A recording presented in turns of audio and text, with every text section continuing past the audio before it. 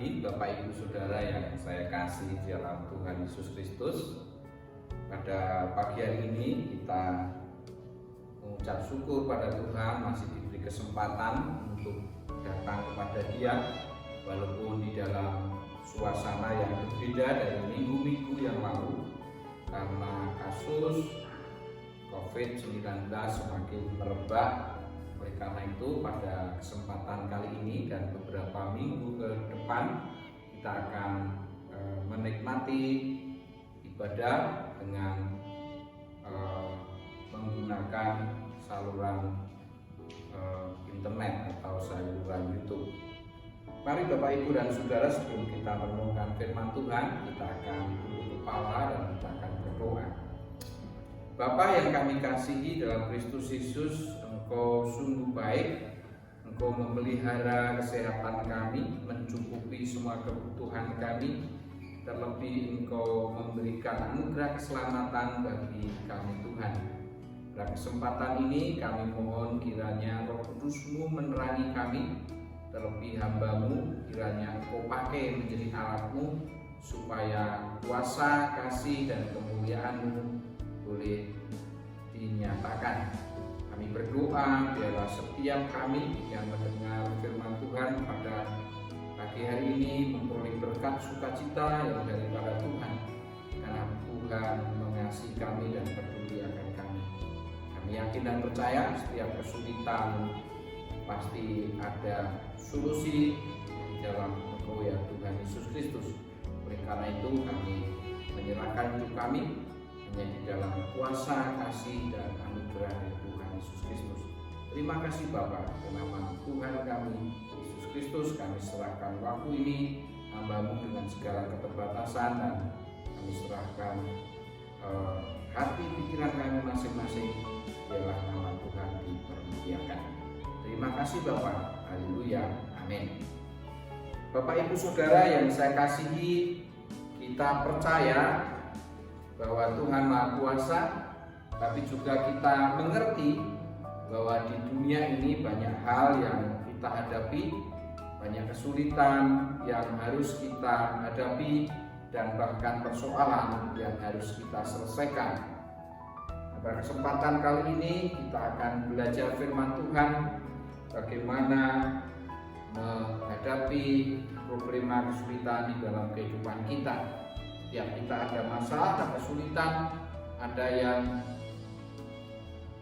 kesulitan, masalah di dalam kehidupan keluarga, pekerjaan, keuangan, studi, dan lain sebagainya. Tapi kita yakin dan percaya di dalam Tuhan ada solusinya. Mari kita akan membuka di dalam Yohanes, Injil Yohanes pasal 2 ayat 1 sampai dengan ayat 11. Bagaimana Tuhan Yesus Kristus mengadakan mukjizat yang pertama kali, yaitu di dalam perkawinan di Kana, di pesta perkawinan di Kana. Yohanes 2 ayat 1 sampai 11. Perkawinan di Kana. Pada hari ketiga ada perkawinan di Kana yang di Galilea, dan ibu Yesus ada di situ. Yesus dan murid-muridnya diundang juga ke perkawinan itu. Ketika mereka kekurangan anggur, ibu Yesus berkata kepadanya, "Mereka kehabisan anggur." Kata Yesus kepadanya, "Mau apakah engkau daripadaku, ibu? Saatku belum tiba." Tetapi ibu Yesus berkata kepada pelayan-pelayan, "Apa yang dikatakan kepadamu, perbuatlah itu."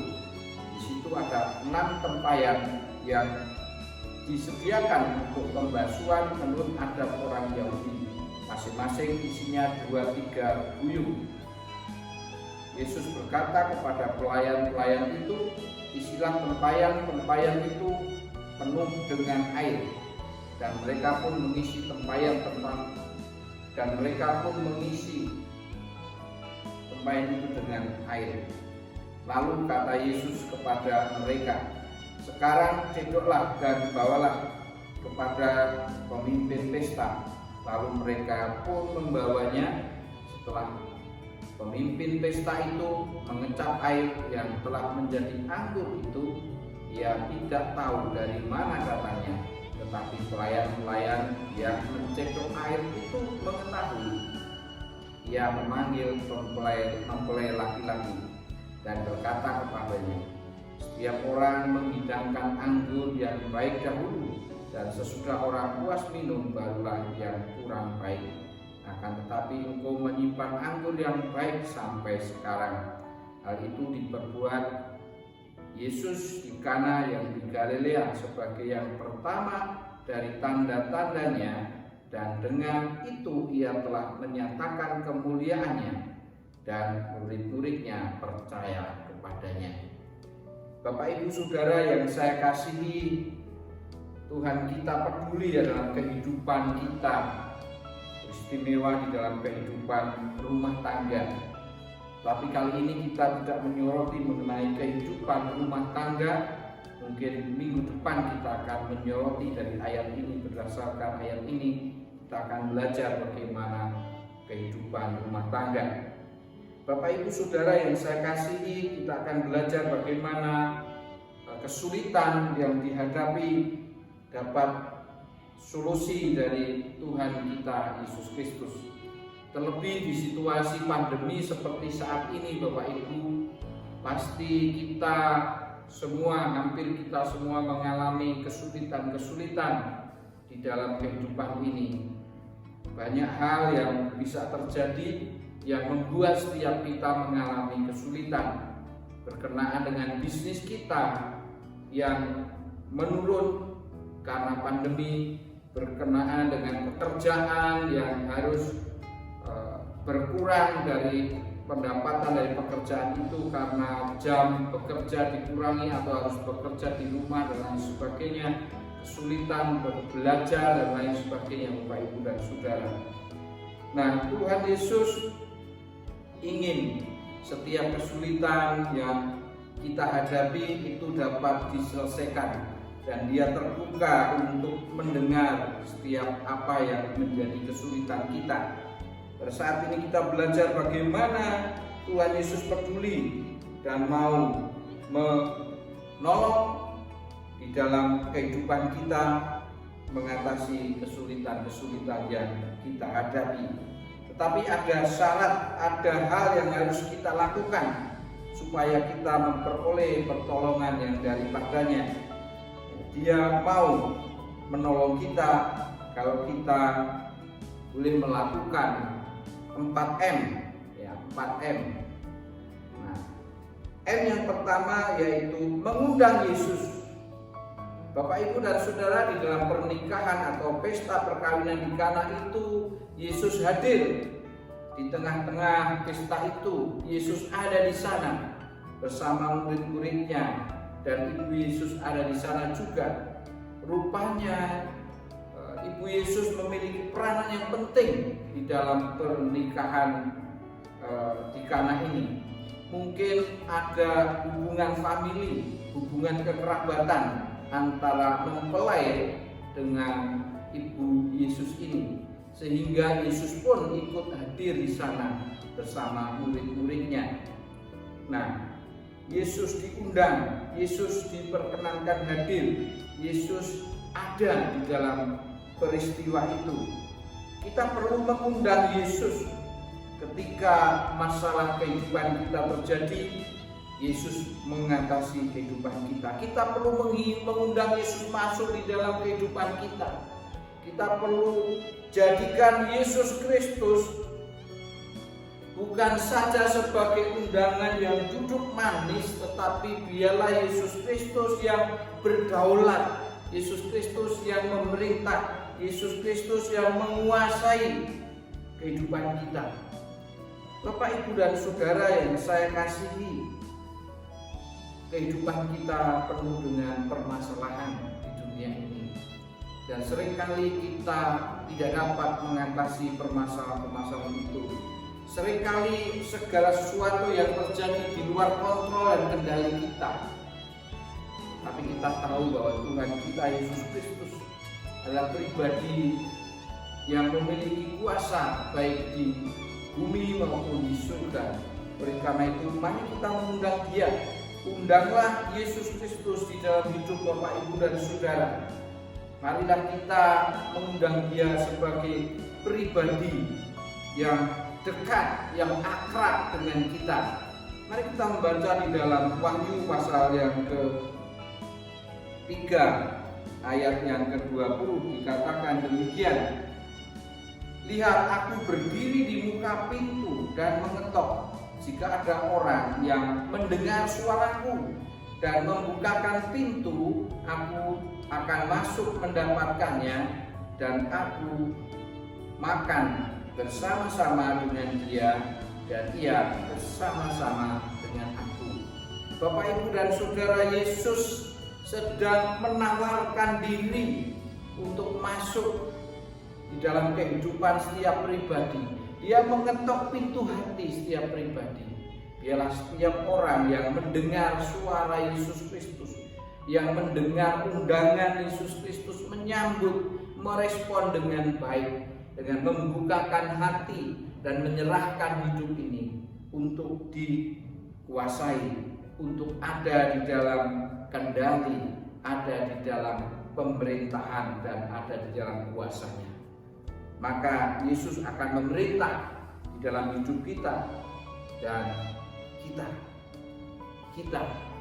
tidak lagi memerintah seperti kata Rasul Paulus, hidupku bukan aku lagi, melainkan Kristus yang hidup di dalam aku. Bapak, Ibu, dan Saudara yang saya kasihi, jadi saya merasa setiap orang perlu mengundang Yesus Kristus untuk masuk di dalam kehidupannya, sehingga setiap orang boleh merasakan persekutuan yang erat, kekeluargaan yang dekat dengan Yesus, bisa makan bersama Yesus, hubungan yang sangat indah, hubungan yang sangat intim. Yesus ada untuk diajak di dalam perjamuan makan. Ini sebuah penghormatan bagi Yesus di dalam hidup kita. Jadi undanglah Yesus sebagai pribadi yang terhormat, yang berkuasa, yang berotoritas di dalam hidup Bapak, Ibu, dan Saudara. Maka kesulitan-kesulitan yang kita hadapi akan mendapatkan pertolongan daripadanya. Yang kedua, Bapak, Ibu, dan Saudara, M yang kedua yaitu nyatakanlah persoalan Bapak, Ibu, dan Saudara kepada Dia. Maria, Ibu Yesus, yang mengetahui persoalan yang sedang dihadapi oleh mempelai berkenaan dengan pestanya, yaitu kekurangan anggur. Maria datang kepada Yesus. Dia mengutarakan, menyatakan apa yang menjadi persoalan yang mereka hadapi. Bapak, Ibu, Saudara yang saya kasihi, mari kita nyatakan permasalahan kehidupan kita. Mari kita sampaikan kepada Tuhan kita Yesus Kristus dengan terus terang, dengan apa adanya. Ungkapkan segala perasaan, isi hati dan pikiran Bapak, Ibu, dan Saudara. Apa yang menjadi problema? Kalau perlu, nyatakan dengan sepenuh hati. Boleh nyatakan dengan menangis, boleh nyatakan dengan berteriak karena Bapak, Ibu, dan Saudara sudah tidak kuat lagi menanggungnya. Perasaan-perasaan atau persoalan-persoalan yang Bapak, Ibu, dan Saudara hadapi, nyatakan. Seperti Maria, dia menyatakan persoalan yang dihadapi oleh kedua mempelai itu berkenaan dengan anggur yang sudah tidak ada lagi. Yang kedua, Bapak, Ibu, yang ketiga, Bapak, Ibu, dan Saudara yang saya kasihi, yang ketiga ialah membebaskan. Yang ketiga, membebaskan Yesus Kristus untuk bertindak di dalam kehidupan kita. Bapak, Ibu, dan Saudara yang saya kasihi, seringkali kita mengundang Yesus dan menyatakan segala persoalan kita, tetapi kita mendikte Tuhan. Lalu kita dengan hikmat, dengan pikiran kita, Tuhan kita paksa untuk melakukan sesuai dengan cara kita. Tetapi Tuhan ingin melakukan tindakan untuk menolong kita dengan caranya yang ajaib, caranya yang di luar dari kemampuan jangkauan pikiran kita. Biarkanlah Yesus berikanlah kebebasan untuk Tuhan Yesus melakukan pertolongan di dalam hidup kita melalui cara Dia. Biarlah Dia menolong kita dengan caranya, dengan waktunya yang sesuai dengan kehendak dan nikmatnya.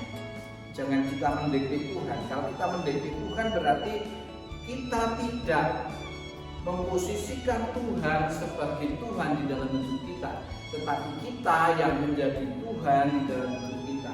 Tapi Tuhan mau kita memposisikan Dia sebagai pribadi yang terhormat, yang berkuasa, yang berotoritas di dalam hidup kita.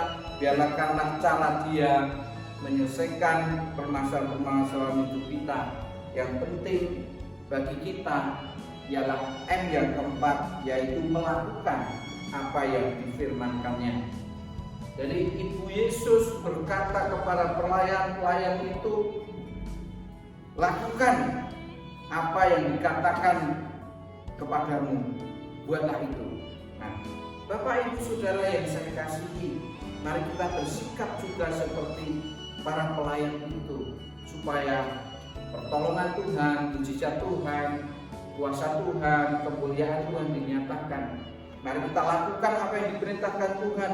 Dengan banyak masalah di dalam hidup kita, jangan kita meninggalkan Tuhan, jangan kita menempatkan Tuhan di satu sudut ruangan dalam hidup kita dan membiarkan Dia.